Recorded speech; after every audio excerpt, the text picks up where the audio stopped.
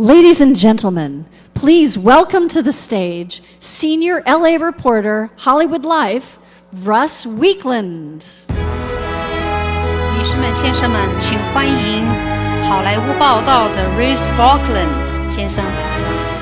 Thank you for being here. Obviously, you're not here for me. You're here for our guest today, Patrick Lee. I have a lot of questions for him, but I also want you to know that if you have any questions at the end, I would love for people to have their questions. Whatever you need to say to Patrick, myself, by all means, please do. Without further ado, let's start this up. Before I introduce Patrick, there is going to be a sizzle reel of sorts that we could hopefully play right now. That's going to bring us to what Rotten Tomatoes means to some celebrities that are obviously here in LA. So now absolutely. Now Rotten Tomatoes. Some of you know Patrick Lee. Some of you don't know Patrick Lee. But if Patrick could come out now, so we could all learn a little more about him and start this thing up.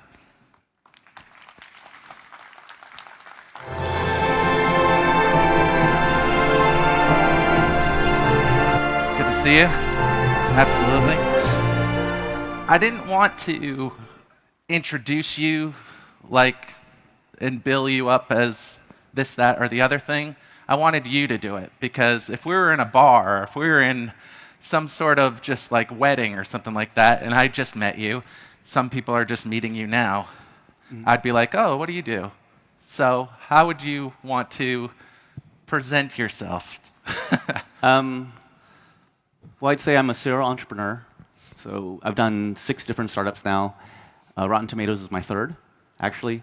The first was with a couple friends straight out of school. I went to UC Berkeley, and we were selling computer systems and components. From there, we ended up doing a design firm, doing a lot of work for the entertainment industry, and that's kind of where Rotten Tomatoes was born. Then after we sold, I went to Asia, did a company in China, did another company in Hong Kong, and now I'm doing a mobile game company. Now, was this always a dream of yours, or did it fall in your lap, or how did that come about? Just doing startups? Yeah. Okay. Yeah, basically, I always knew I wanted to do something on my own with friends. So every company I've done has been with friends from college, folks that I met freshman year.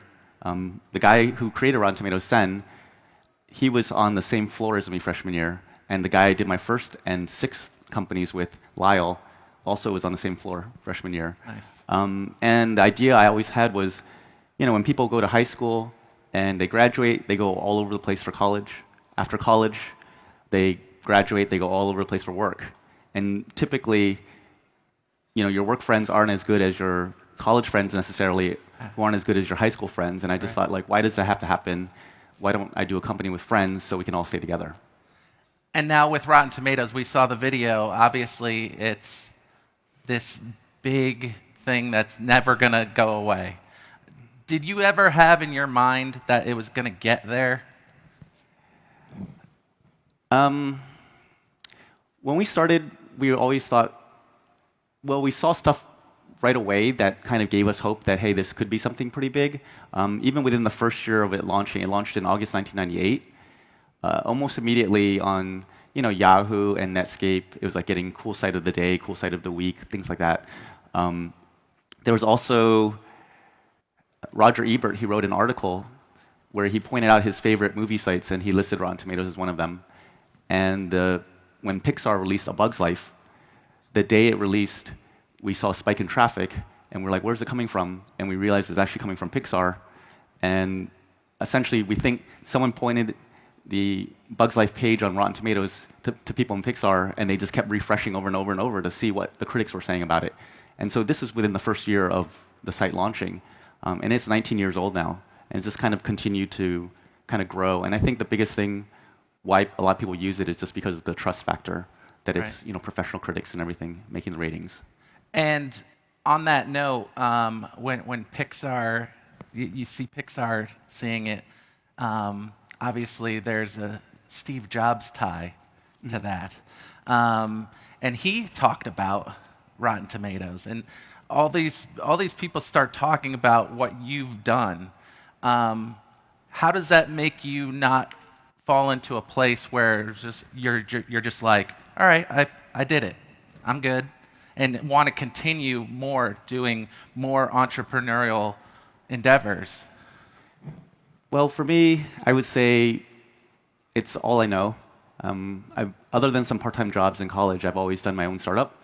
So that's just how I know how to operate.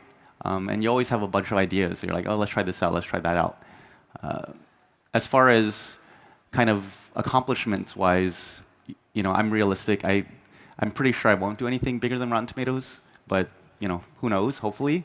But yeah, it's just more. It's something that it's what I know.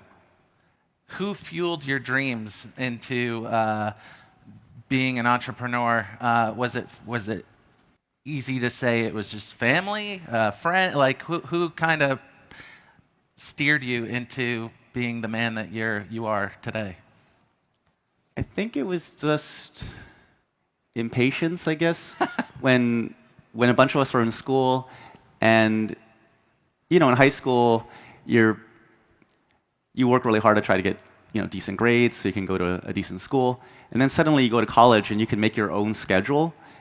And at first you're trying to I think I can make all these 9 a.m. classes and stuff, and then pretty soon you realize within a month you're like, no, I'm not making these things. And then you start scheduling at noon, or you try and group all your classes to Monday, Wednesday, Friday, or something like that. And once you're kind of on your own, you just well, man, I have to do 4 years of this. Seems like a long time. So I actually left after 2 years to do my first startup. Oh, wow. Convinced 3 other friends to leave school as well.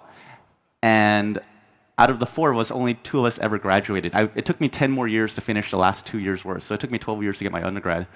But yeah, I think a lot of it was just impatience. It was just oh, I want to do something now. Why wait until we graduate? And I've actually I studied cognitive science, and I've never used it for anything. Yeah. And as much as there's talent and skill, I would assume that there's also luck. How did you swim through those waters of having an idea, having all these 6, or plural, more ideas along the way, but how do you just kind of think it works, and with the luck factor as well? Yeah, I mean, luck and timing play a huge role, I would say, with any startup. For us, timing was good and bad. We were early, 19 years. At that point, really the biggest competitor in the movie space was IMDb. And later on, Yahoo became very aggressive with Yahoo movies. So that was one advantage, was there just wasn't that many folks in the space. But pre-2000, there's a lot of money going around in the tech startups. There was a lot of companies going IPO, raising crazy money, and there was a bubble. We raised money in January 2000. The market crashed 2 months later, big time.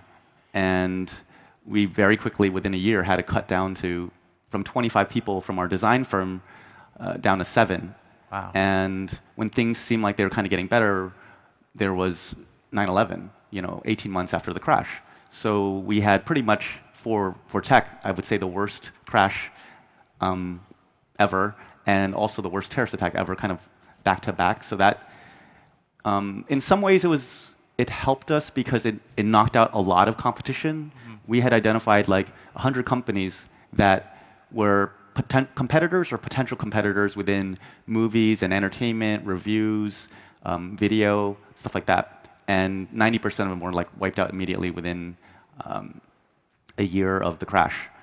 And the other thing was, but at the same time, I would say it also affected us negatively because pre-2000, valuations and funding and everything was crazy.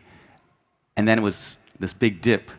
And then we sold in 2004, but after Google went public, they were the rising tide that floats all boats or whatever. Mm-hmm. And valuations kind of got crazy again. And even now, they're pretty insane. You'll see companies raising $100 million based on an idea. Right. Do you regret selling it at all? Yeah, I would say so. At the time, we had been doing it for 5 years, and we were kind of like, it was sort of the same thing every day. We're just gathering reviews, selling ads, and kind of continuing to grow. The traffic and revenue were growing, but it was very just steady. And I would say it's always been steady. It's never had this huge hockey stick of growth, but steady over 19 years ends up being pretty big. And so even back then, it had already gotten pretty well known. But the biggest thing for us was we were just a bunch of kids straight out of school, pretty much. Even when we sold it, most of us were like late 20s to around late 20s, and we just didn't know better because we were a startup, but we weren't in Silicon Valley. We weren't in San Francisco. We were at this place called Emeryville, where Pixar is. That's kind of on the East Bay, so it's not totally plugged into the tech community. We were also a movie site, but we weren't in LA. Right. We were just a bunch of guys happily working out of this office space, working on making the product better, but not interacting with anyone. So when we started getting offers, basically the bar that we had was we don't want to sell for where our investors would lose money. Right. And at the time, we were slightly profitable. So we're just like, we can wait. And then once we got offers above that, we're just like, oh, I guess we should maybe take one of them. And we didn't really know. We didn't have a lot of advisors or anything like that to kind of tell us like, hey, no, you should maybe wait. Actually, most of our investors were like, oh yeah, that's great, because they had lost pretty much 100% of everything else they invested in during that time. They're like, oh yeah, we actually make some money. Right. Cool. So that's the one thing that I think, not even so much about selling Rotten Tomatoes, it's just we just didn't know. Like my 2 co-founders and I were just all introverted, very shy. And even for me to kind of do public speaking and stuff, I mean, I literally took acting classes, and not to learn to act, but to trying to deal with the fear of public speaking. It's a good idea. Yeah. Is with the crash and with everything that has happened with selling it, is it a kind of a blessing in disguise though as well? Looking back now, for all that you've learned from that process. Yeah, I mean, I realized the value of kind of like networking and just having a base of folks that you can go to for support and for knowledge and connections and things. And so I've been very proactive since then in doing that. I actually started a group for tech founders. Right. So it has to be tech, it has to be a founder, and generally, pretty successful. So we have like Max Levchin from PayPal, Steve Chen from YouTube, the guys who did Twitch, the guys who did Guitar Hero, the people who did Kabam, things like that. And it's just, it's because a lot of us kind of went through similar things, and it's just a support network. Mm-hmm. And I just realized like how important things like that are because of my experience with Rotten Tomatoes. And everyone in here has a great idea, but sometimes that great idea is just only in your head and never goes anywhere else. Mm-hmm. What advice would you give me, everyone here, everybody that's watching this, to really have that idea and then really run with it? Like what has worked for you that may work for us? My advice kind of changes depending on people's situation. So if folks are right out of college, let's say, and they're thinking about doing a startup, I would say 95% of the time I'm like, yeah, go do it. The 5% of the time when I don't say it is if they're like, I'm thinking about doing a startup, but I'm thinking about getting a job first and getting more experience. And what they're saying is, I'm actually too conservative to go and do a startup. And generally, those folks, I'm like, okay, just get a job, but I'm pretty sure you'll never do a startup. And then on the flip side, you have the folks that are in their 30s or later, married with kids. I mean, there's obviously stuff in between. In their situation, I would say like 95% of the time, I'm almost like, maybe you shouldn't. And the reason in that situation is just the opportunity cost is so much higher. If most likely you already have a job that pays decently enough to support a family, to let that go. And a lot of times when you're older, it can be harder. If you're a first-time founder, it's hard to raise money. So you're probably putting in your own money. You're probably getting money from friends and family. So you're just putting like a tremendous amount of risk, not on just yourself, but your entire family. Whereas when you're right out of school, you're used to living, on ramen, on instant noodles and stuff, and you have like no cost, and you never had a job. So that what you would learn in 6 months of doing a startup is probably more valuable than what you learn in 6 months of an entry-level job.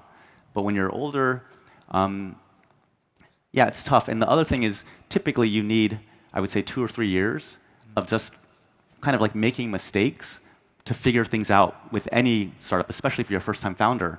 And when you're, let's say, older and married with kids, a lot of times you don't have 2 or 3 years. Like, you might be doing it for a year, putting your own money in, have no salary, and if it's not working, let's say within year 2, your spouse might be like, hey, if you don't go back and get a job, like I'm gone, right? So that's the thing, is a lot of people just don't have enough time.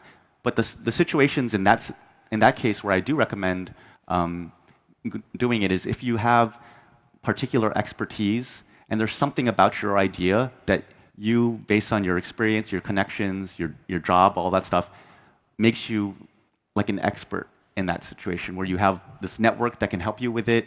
You ideally might already have clients and stuff like that. Then in that case, it can make sense. But a lot of times you'll see people who are older and have ideas and has nothing to do with what they've been doing. Right. They're an expert in this, but they're like, no, I want to do this new startup that's totally different, and that I think is super risky. I mean, when you're young and you have no preconceived notions on anything, and it's okay. And then the last bit of advice I would give is, if you do a startup, try and find out very quickly, as quickly as possible, if it's working. So you really got to stay focused on the product and getting out there or getting clients or users. Trying what they call to get traction, which is building up either revenue or traffic or engagement. Because a lot of people, they're like, I'm going to do a business now, and then they go and focus on patents and writing up a business plan and a PowerPoint and getting a business license and thinking about their name and working on the logo and all this stuff that's actually not the product at all. I mean, it is related to doing a business, but it actually doesn't tell you anything about, is your idea going to work? Right. And all you should do is focus just on the idea, get it out there and test it, or even do interviews on it.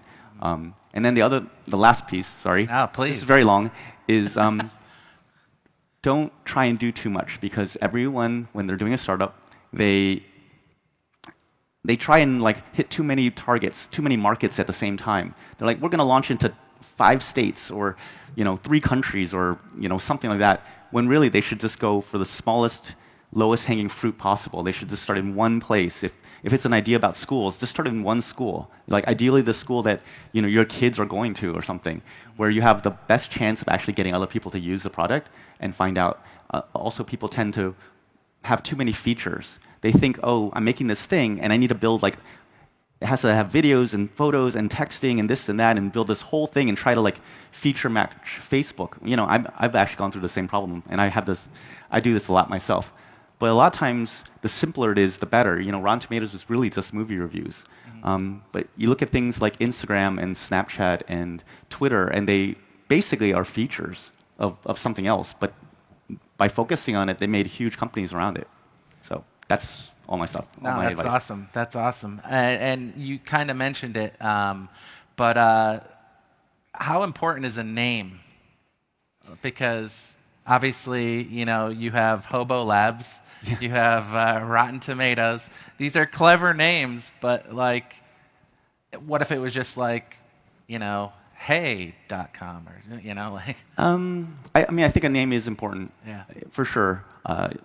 It's possible if you're kind of figuring things out and it's working, you could potentially rebrand quickly. It's always bad to do it when it's late.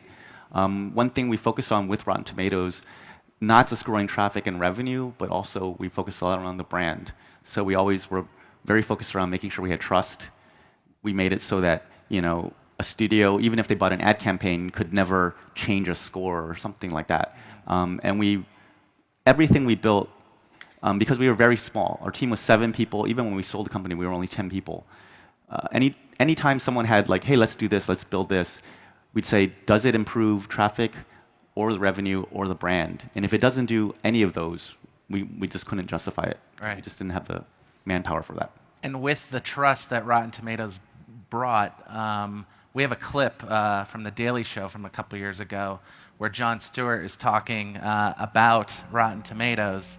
And I'll let Jon Stewart tell it like it is, but he trusts it. So if you could play that clip, please. Now, this movie's actually getting great reviews. It's on, you ever go on Rotten Tomatoes? No. Rotten Tomatoes is like it's like a website that reviews movies before I guess before they come out. Or Did we get any? You got very good reviews. You got full tomatoes, which is good. Like not rotten ones. No, if you get a tomato, that means that a certain percentage of people say it's good. I think it's over like 70% say it's good. And if not, you get, I'm not even sure why they do this, an asterisk, which makes no sense in terms of a tomato. So if your movie is bad, there's an asterisk next to it, and if it's good, a delicious tomato. And we got a delicious tomato. A delicious tomato. So congratulations. Very exciting. Sunshine? Eternal Sunshine also got a tomato. It did. Yeah. That's it's good. Yentl? Asterisk. So that's pretty cool. Yeah. So that that clip was in 2004, right before we sold it, the company. And timing. I want to say that was when Mark Ruffalo, the movie they were talking about was 13 going on 30. So this was a long time ago. And we had no idea that Jon Stewart was going to talk about Rotten Tomatoes. And it's actually one of the only times, and the first time for me, where at the time my roommate was one of our editors, and he'd watch Daily Show every day. I actually don't normally watch it. I just happened to be out, I think, microwaving some food, my lunch or something, and then Jon Stewart was talking to Mark Ruffalo, and then he just started talking about Rotten Tomatoes, and I was looking at my roommate Mark at the time, and we were just like, oh my god, oh my god, oh my god, and we were trying to pull out our cell phones and like call people and say, hey, turn on the TV. He's talking about Rotten Tomatoes, and for us at the time, we had no idea how long he was going to go. I mean, it felt like forever. It was like moving in slow motion, and That's awesome. It was just amazing. I mean, and it's actually, I don't think at that time our traffic was high enough that you don't even necessarily see a bump in traffic, but it still was super cool in terms of just helping the brand and the word of mouth. I remember after that happened, we found the address for the Daily Show, and we mailed them like a box of fresh tomatoes. That's awesome. That's awesome. Yeah. And when it comes to that, too, there's also some detractors as well. Recently, Martin Scorsese was talking about the film Mother. If you've seen it, you know you either love it or hate it, and thank you, Rotten Tomatoes. But he said these firms and aggregators have set a tone that is hostile to serious filmmakers. Even the actual name Rotten Tomatoes is insulting. And as film criticism written by passionately engaged people with actual knowledge of film history has gradually faded from the scene, it seems like there are more and more voices out there engaged in pure judgmentalism. People who seem to take pleasure in seeing films and filmmakers rejected, dismissed, and in some cases ripped to shreds. What? That's... Yeah, so something like that. Obviously things are working, because if you have Martin Scorsese say, things are working. Yeah, so Hollywood's always had a love-hate relationship with Rotten Tomatoes. I mean, just like in the sizzle reel, you saw Jennifer Lawrence says, "Oh, I love Rotten Tomatoes," when they love me or whatever. It's the same way. So when they get fresh, they love it. If they're certified fresh, which is 75% or above, it'll be in the posters, it'll be in advertising, it'll be in the TV spots. Right, but when it's rotten, they hate you, and actually they'll fight a lot when it's very close to being fresh. So if it's in the 50s, you'll see, even when we're running it, and I heard it still happens now, is they'll read every rotten review to try to see if actually any of them might be fresh. Wow. And sometimes it is wrong. Before, when we were doing it ourselves and trying to figure it out, it's not always easy to tell if the critic recommends seeing the movie or not, especially if it's 2.5 out of 4 stars. We have to make a judgment call. We built tools for the critics to submit directly, but even the critics might have clicked the wrong thing sometimes. So studios will go through, comb every Rotten review, try to fight them. The other thing that they always try to do is they're like, hey, you didn't include all these positive reviews, and they'll just give us like 5 or 10 of them, but they're not from professional critics. They're like a radio station or like a little snippet of something out of, I don't know, Rolling Stone or, but it's not from the critic. Right. And so, yeah, they will fight. And there has been some cases, I think very rarely, where they might change it a little bit. I think it's rare for it to actually be able to move it from Rotten to Fresh. But that's a big thing. I think, especially this summer, every year, we would always, during the summer, we'd always have articles pop up about us. But this year, it's just been crazy. And I think it's because, Fandango bought it. And then they started putting the score right, when you're going to buy the ticket. Mm-hmm. And so I think the worry that Hollywood has is like someone's about to buy a ticket and it's saying it's rotten. Right. They may change their mind. And I think Fandango just bought movietickets.com. Also, I think it's integrated into AMC. It's integrated into iTunes and Comcast. So it's in a lot of places. So I guess for them, when they see that it's rotten, they feel that it has an effect on everything. The one thing that I would say that a lot of people kind of misunderstand about Rotten Tomatoes, at least when we ran it, it was, do critics recommend seeing this movie or not? It's just a yes or no, right? Fresh or rotten. The percentage is the percent of critics that recommend seeing a movie. So even if it's 50%, that means that half the people, the critics, say, yeah, it's worth seeing. And even if it's 10%, that means 1 out of 10 said it's worth seeing. So sometimes people come to us and they're like, hey, that movie was 10%, but I loved it. I'm like, yeah, you're the 10% that loved it. Yeah. And vice versa, it'll be 90%, and they'll say, it's 90%, and I didn't like it. I'm like, yeah, you're the 10% that didn't like it. And so if you think about it that way, it makes a lot more sense. Is there a film you love that you go on the site and you're just like, really? No, it should be a better score. I would say, yeah, there are. But in that situation, I mean, we also have like user reviews. And there are times when the critics and the users won't agree. I mean, like silly romantic comedies or something, typically the critic score is going to be lower, sometimes by a lot, than the user scores. But the thing with user scores is, one, we have no way of really telling if a user actually saw it or not. Mm-hmm. So same problem if you go to like IMDb and stuff.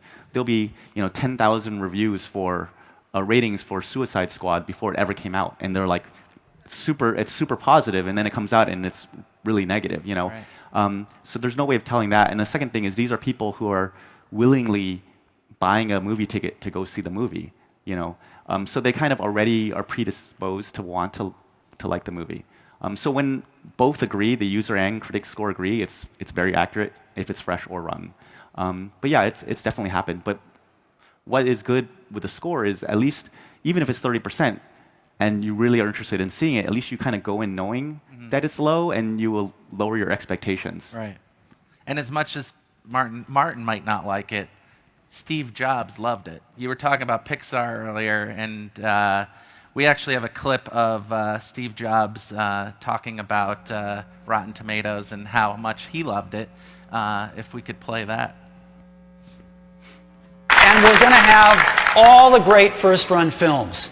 All the films of this year that are now out on DVD, just really, really great films. I'm sure you saw a lot of these in the theater. That's a particular favorite of mine.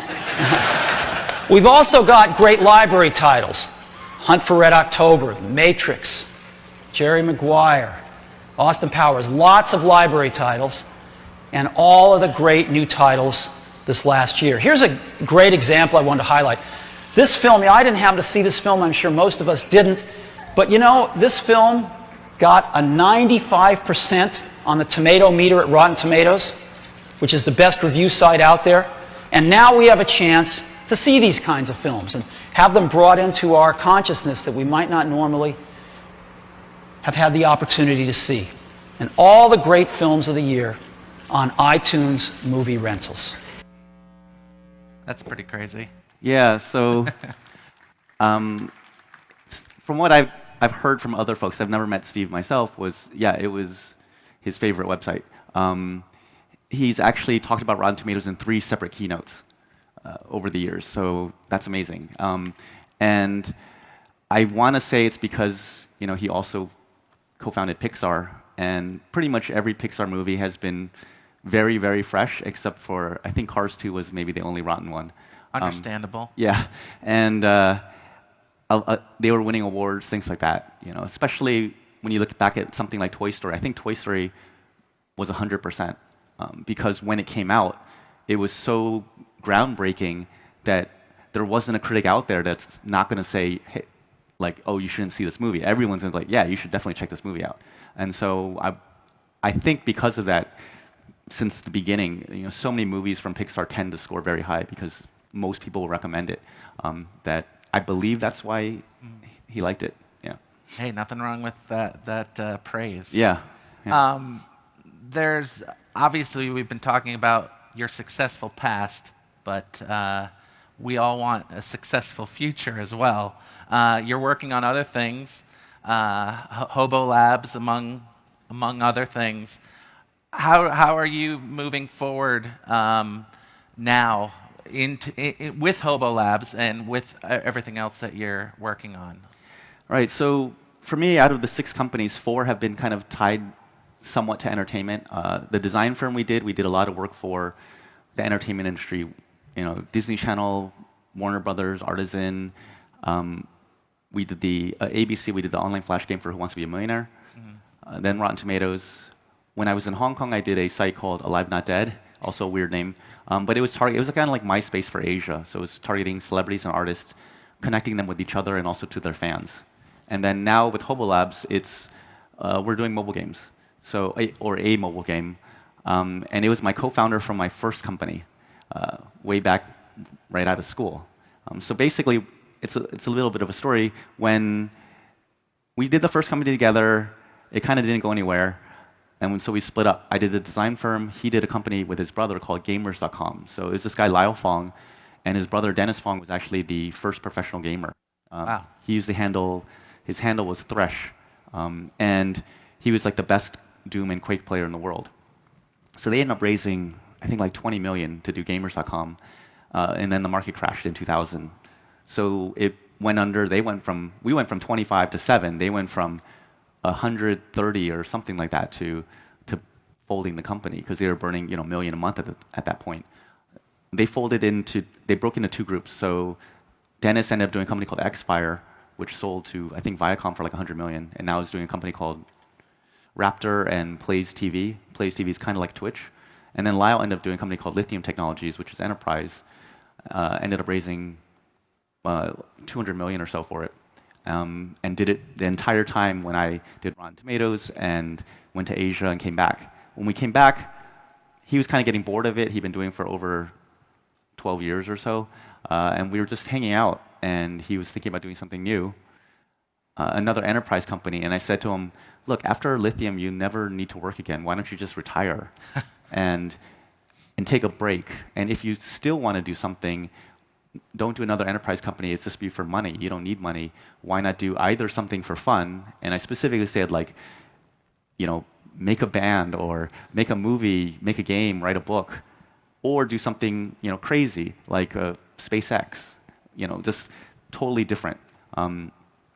And 2 weeks later, we're at his house, and having dinner and drinking and everything. And he just gets up and he says, "I know, let's make a game." And he just kind of like pitched everyone at the dinner, and that's actually kind of our team that we started with. We said, okay. So we didn't really think it through very well. But yeah, we're doing mobile games. We're making a synchronous multiplayer game. So it's a game that you can play with other people at the same time. It's kind of like cutesy 2D graphics. And it's a RPG, a role-playing game, where you can fight against monsters, but you can fight against other players. And the music, we're actually, George Shaw over there is handling our music and helping us with sound as well. Awesome. Thanks, George. Well done. Yeah. And so it's called Storm the Gates, and we should be releasing it in January. Now, obviously, you're very excited for all this. I find that some people would want to do it for like the celebrity and the money angle of things. Obviously, that's wrong. Mm-hmm. But why would you think? How could that possibly help if you had celebrity ties to it? For something out of the gate? You mean for a product? Like for a product, like if you were like a big celebrity, like. Yeah, I mean, it's definitely helped. One of the best examples is like the Kim Kardashian game, mobile game. The company had actually launched a game with basically the exact same game mechanics before, and it didn't really go anywhere. But once they put her name on it, and she just has such a huge social media following, then it was making, it was a huge game. It was making like 200 million a year. And it's happened a couple other places, Jessica Alba with Honest, stuff like that, where their brand is strong enough and it makes sense and it helps grow it. But there are other companies where their platforms, like Snapchat and Twitter and YouTube and Facebook and Instagram, where they were able to grow big enough that they still managed to attract celebrities, a lot of celebrities, without having to do it right in the beginning. And so, obviously, for consumer, if you can build a platform, those tend to be the biggest kind of companies. Is there something you wish you invented out of like the Facebooks and Instagrams of the world? I wish I invented. I mean, I can't think of one right now. Yeah, I mean, I love like what YouTube has done. I love. I think Patreon's really amazing because it actually what those two things do is one with YouTube, it's suddenly made it so like anyone can go and make something and put it up.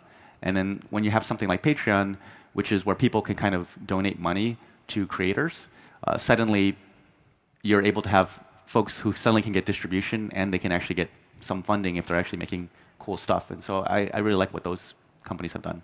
And not that it's simple, but is it a simple idea or an idea that comes real fast, the ones that work? Or have you found that like you had to think about Rotten Tomatoes for a while and then it finally worked?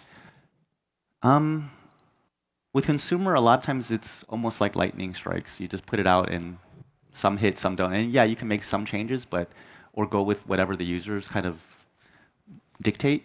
For Rotten Tomatoes, we were doing a design firm. It was my co-founder and I, Steven, who was our CTO, and myself. And then Sen, who created Rotten Tomatoes, was our creative director. And he just came up with, he was a big movie buff. And the idea for him was, you open up a newspaper, you see this full page ad for a movie. It looks like a movie poster with a bunch of quotes on it. I mean, I think they still do that now. Except all those quotes are always good. It doesn't matter if the movie is good or not. So if the movie is good, it's like those quotes will be from like Roger Ebert. But if the movie's bad, those quotes will be from, like radio station DJ, or sometimes even in some rare cases made up. So his idea was like, what if I do the same thing but put all quotes, good and bad? And he just launched it. The first movie was Rush Hour that he launched it with because he was a huge Jackie Chan fan, and that was like Jackie Chan's, like, or was it Rumble? No, Rush Hour, yeah. Because he wanted to know what everyone was going to say about it. And back then, not all reviews were even online, so he actually had to go to the library to look at the magazines and newspapers and like pick out a quote and write it down, and it didn't link anywhere. Like, not all the links went somewhere. So that's just one example, and it got noticed almost immediately. I mean, it slowly kept growing. But you have something, YouTube actually originally started off as Hot or Not for video. So it was going to be like a dating thing. And they said, oh, yeah, we can make this online video dating thing. And they put it out, and then they just realized, hey, people are just uploading random stuff. And it just quickly switched to what YouTube is now. Even Twitter, originally they were doing a company called, I think it's Odeo, doing podcasts. And that wasn't kind of going anywhere. So they said, hey, let's like have a weekend where they brainstorm some ideas. And then Twitter came out of it, and it became big. So a lot of this is, yeah, I mean, it's kind of lightning strikes. And especially with consumer, it's rare for someone to be able to even do a second consumer hit because it's lightning striking twice is pretty hard. Do you ever want to retire, or do you want to do this forever? I mean, I would love to retire. I'm tired. I've been doing 6 companies. Again, I never did this for money. 2/3 of the time, I never even took salary. When the market crashed and we had to go to 7 people, everyone had to take at least a 30% pay cut, even at 7, and 2 of us went to 0. So I was actually sleeping under my desk for like half a year to make it work, because we were basically trying to run with 7 people at the cost of like 3 or 4 people or whatever, because we knew at 7, we can still run it like a company. If we went down to 3 or 2 people, it would just be, kind of like this fan site or something. We didn't think we would be able to actually grow it properly. So, yeah, it's when you do your own startup, it takes a tremendous amount of time. There's a tremendous amount of stress because I keep redoing them and starting new. And actually, when the stress goes, I find it boring, so I switch. But then you're always dealing with that stress. And salary and everything else is always low. The most I've ever paid myself was like $95 a year, and I think in the Bay Area that's actually below average, I would say. So yeah, I would love to kind of retire and just advise and mentor people and things like that. I look forward to it eventually. Yeah. And as for advising and mentoring, I don't know if anybody has any questions, but by all means, if you do, I see a hand right in front, and we'll get to you definitely as well. Oh, we have a mic even as well. Perfect. So. Hi, Patrick. I just wonder, what made you decide to go to China to do a startup, and also what made you decide to come back? Or what did you find there? Because things like Rotten Tomato were not going to work in China even right now, because there are a lot of critics that talking bad things about movie has, their social network has been shut down. And so I just wonder how you think about that. So with China, I'm Chinese. My parents were born in China. They grew up in Taiwan, but I was born in the States. My dad used to teach at UCLA, and then he moved to teach in Maryland, University of Maryland. So for me, it was just, we sold Rotten Tomatoes. I was 30, and I just wanted to see more of the world. So I decided to join up my friend's company in a place called Xiamen in China. And it was actually another one of the 4 of us that did our first company together. And so I said, hey, why don't we try doing something again? And I even convinced my co-founder, Steven, from Rotten Tomatoes, to fly over to China to join us. And he actually ended up meeting someone there, got married. Now he's still there. He works for WeChat. But 3 years in, I realized for me, being in ABC, American Born Chinese, I just had no idea how to do business in China. It's totally different. And so that's why I went to Hong Kong, where it operates a lot more like the US. So it wasn't a fit for me in China. I just didn't know how to properly operate. It's so much based around relationships, guanxi and all that, right? I mean, in some ways, this sounds bad, but guanxi is almost like bribery, So it's just not the way I know how to do business. As far as something like Rotten Tomatoes, there are services out there that do reviews, like Dianping and like Douban and Mtime. And Mtime's actually, we met one of the founders, and he said literally, I'm trying to make Rotten Tomatoes plus Fandango plus IMDb. And I think they did a pretty good job. But yeah, one thing with China is, censorship is very heavy. Even when we were doing our company in Hong Kong, that was had a lot of traffic in China because we had a lot of celebrities, Asian celebrities who were popular all over. Sometimes we get blocked in China because, we had blogs on there, and sometimes a random user would write something about, Falun Gong or whatever, something that is bad in China, and it would just automatically block our site off for a couple days, sometimes a week or whatever. Even the company I was doing in China, that there was a community aspect, like a bulletin board system for the Xiamen region. I remember one time there was some protests that were kind of happening around this chemical factory that was going to be built in the city, and people didn't want it to happen. And so they were using our bulletin board system to organize. And the government's like, nope, you guys are done, and just shut the company down, or shut the site down for I think it was 3 months. And we had to tell people oh, yeah, we're upgrading our servers and things like that. And even literally, I think, this is what I've heard, is the day that they were doing the protest, the government, they shut off mobile service and stuff, so it made it really hard to coordinate or something like that. I don't know. But yeah, it's still quite different there. But at the same time, if you are doing business in China, especially if you're local or what they call a turtle, you went out somewhere else for education or work and then came back, those people are really good for doing startups in China because they kind of see both sides.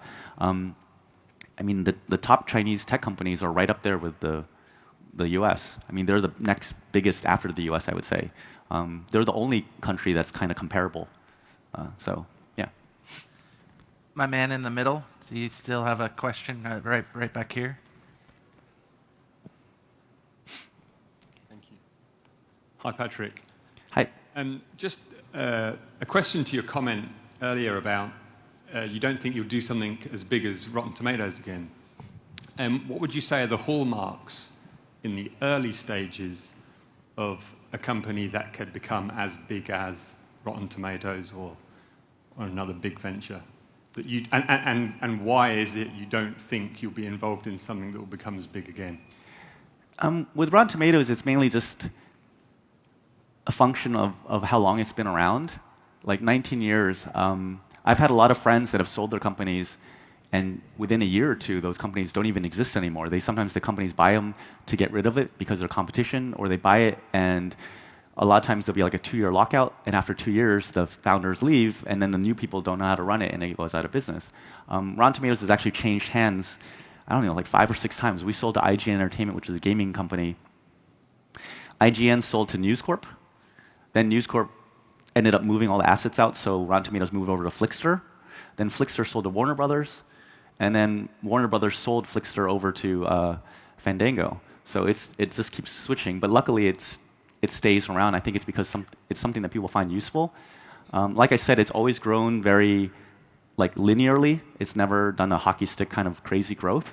I would say and what's good about Rotten Tomatoes is the brand. I mean, actually, if you look at the traffic and the revenue, they're both good, but the brand is way more than you would expect if based on the numbers. The numbers are good, but the brand is really out there.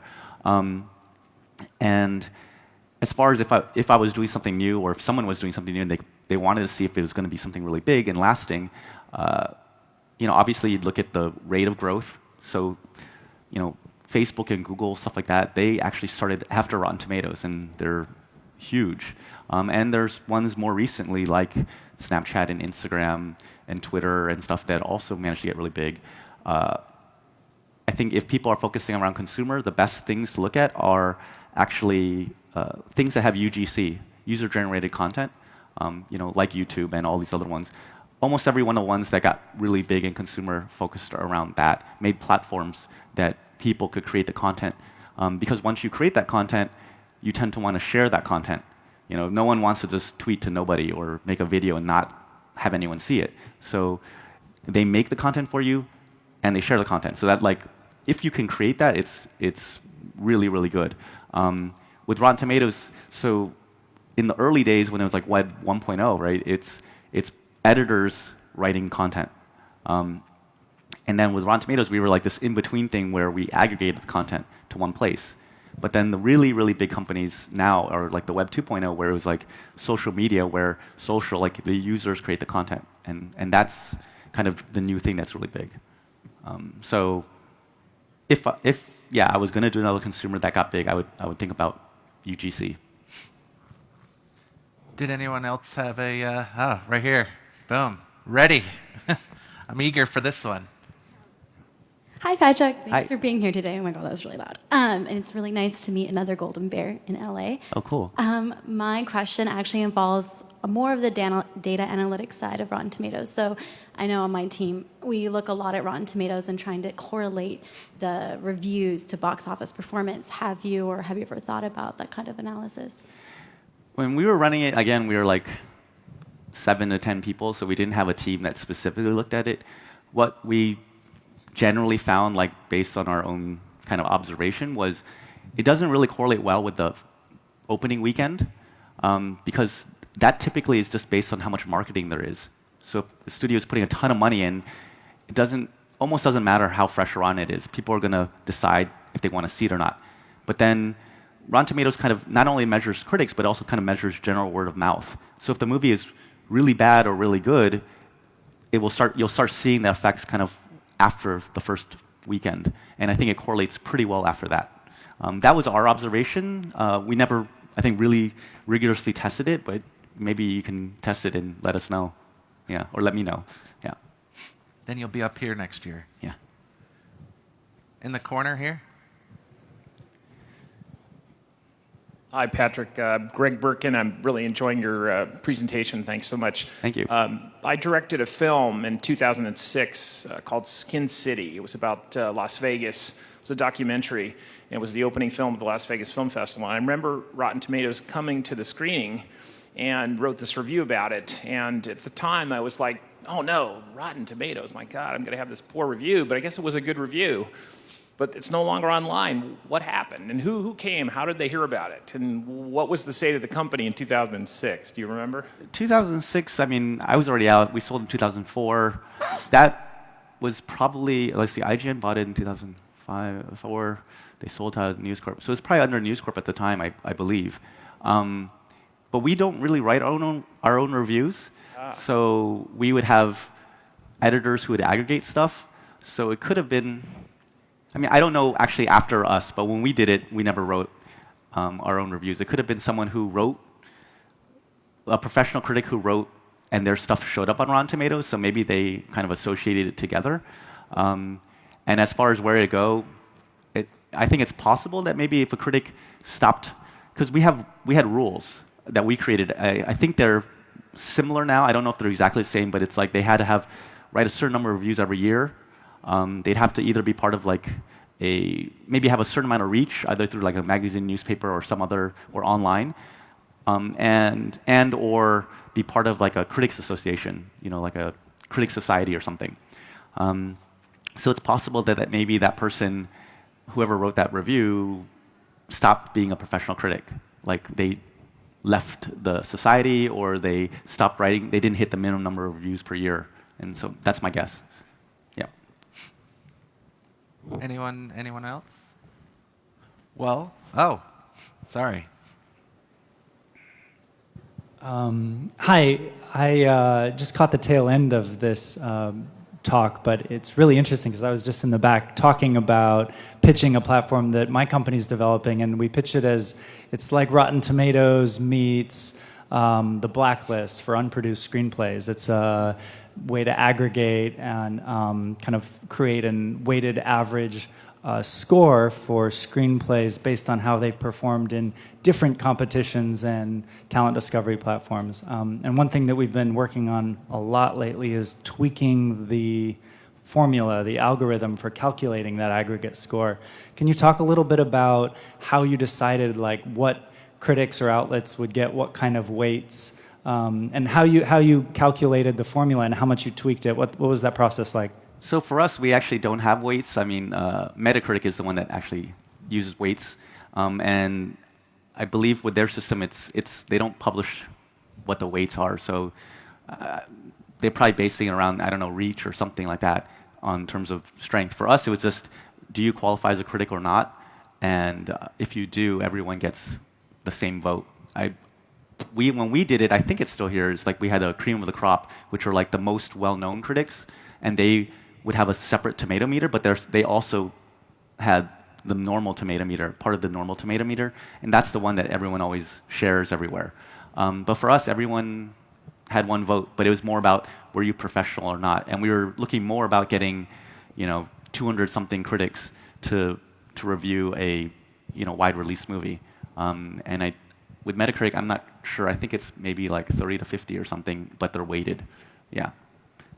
And so I think if you have a lot of reviewers, and I think it works. It's simpler to just not have weights, and it's also clearer for the user not to have a kind of like this black box system. Yeah.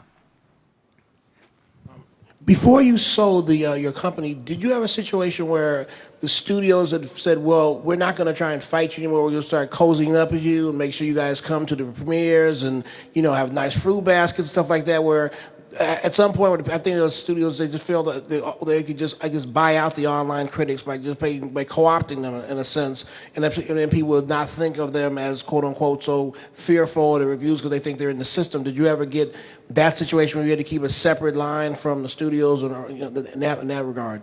So for us, yeah, the editorial team was separate from the sales team, obviously, and yeah, they couldn't affect the score.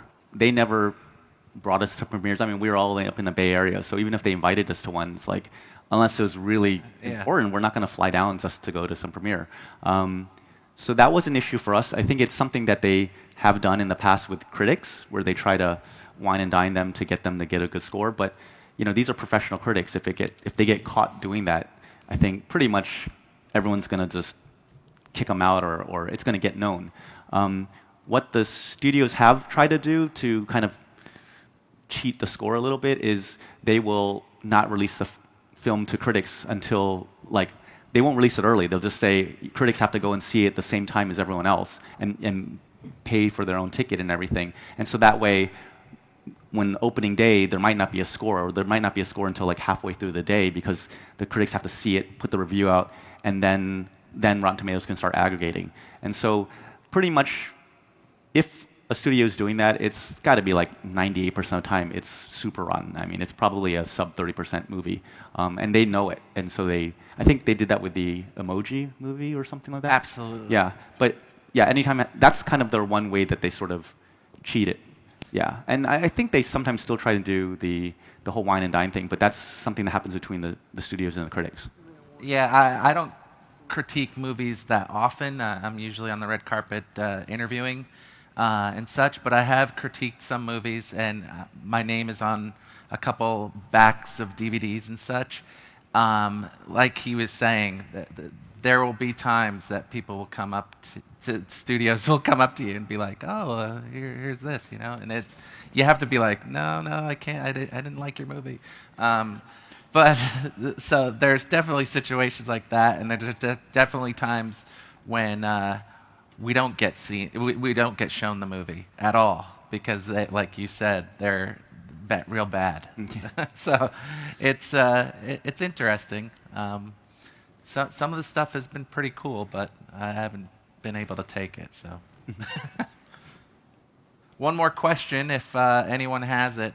And if not, we got save the best for the last. Let's do it. It's a really simple question. How did you come up, or your team come up with Rotten Tomatoes? And in the process, were there some other names in consideration before you locked it down? Sen was the one who came up with the idea the name for Rotten Tomatoes. I think he was looking at other options, but they weren't available.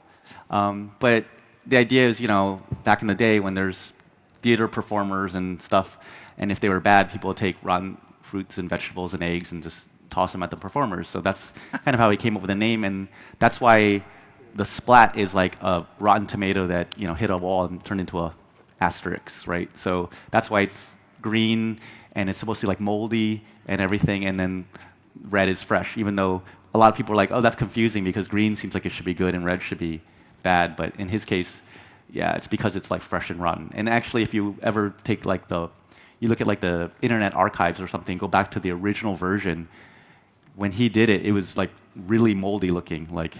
And it was a very different look. Even the logo was different. Yeah. That's cool. Well, thank you, Patrick. I really appreciate this time. Thank all of you. You helped out with great questions, so thank you for that. And enjoy the rest of your weekend. It's Friday, so there's movies that are coming out, so go to Rotten Tomatoes and make your own critiques. Yeah. Thank you. Thank you so much.